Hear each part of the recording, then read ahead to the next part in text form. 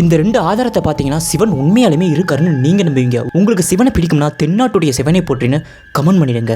முதல் ஆதாரம், சிவன் கோயிலுக்கு பின்னாடி ஒரு மாட்டு கொட்டாய் இருக்குது. அந்த இடத்துல சில மாடுகளை கட்டி போட்டிருக்காங்க. அந்த இடத்துல ஒரு உருவம் தெரிஞ்சிருக்கு. இதை பார்த்தீங்கன்னா பலர் ஆன்மாக்கள்னு சொல்கிறாங்க. ஆனால் அங்கே இருக்கிற பூசாரிகள் எல்லாமே இது சிவனோட உருவம், அவர் தான் இரவில் வந்து அங்கே இருக்கிற மாடை பாதுகாக்கிறாரு, ஸோ அவர் அங்கே தான் தங்கி இருக்காருன்னு பல பூசாரிகள் சொல்லியிருக்காங்க.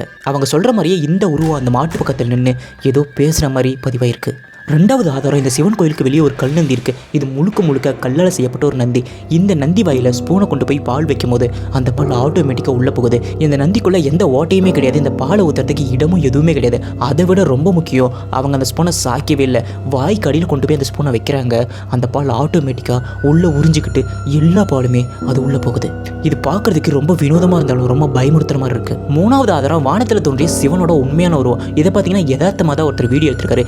வீடியோ எடுத்து அவர் செக் பண்ணும்போது அதில் சிவன் உட்காந்துருந்தா எப்படி இருக்குமோ, சில ஃபோட்டோஸ்லாம் பார்த்துருப்பீங்க, சிவன் உட்காந்துருந்தா எப்படி இருக்குமோ அதே மாதிரி உருவம் தான் அந்த பனிமூட்டத்தில் ரெக்கார்ட் ஆகிருக்கு. இதை பார்க்கும்போது சிவன் உட்காந்துக்கிட்டு கையில் திரிசூலத்தை வச்சுருந்தா எப்படி இருக்குமோ அதே மாதிரி உருவம் தான் அந்த மேகங்களால் உருவாகியிருக்கு.